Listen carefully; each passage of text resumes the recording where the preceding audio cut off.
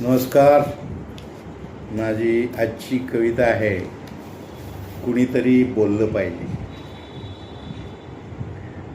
काय समजलं, समजा चुकलं वाकलं तर कुणीतरी बोललं पाहिजे.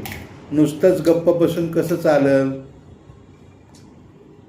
कुणीतरी कबूल बी केलं पाहिजे. चुकल त्याला फटकारलं पाहिजे. कुणीतरी बोललं पाहिजे. आपली परिस्थिती अशी आहे, रस्त्यानं चाललं तर रस्ता आहे का खड्डा आहे तेच कळत नाही.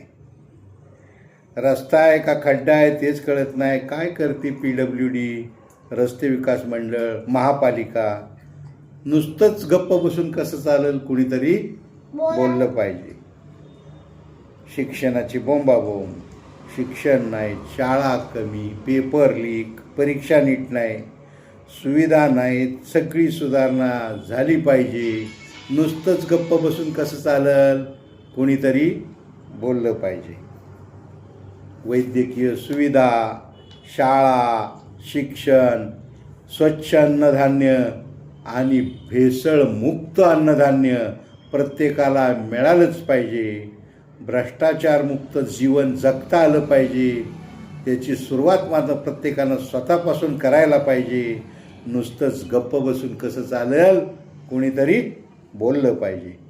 आणि बोलल्यावर प्रत्येकानं आपापल्या परीनं त्याप्रमाणे आपल्यात सुधारणा करून तसं नीट वागलं पाहिजे.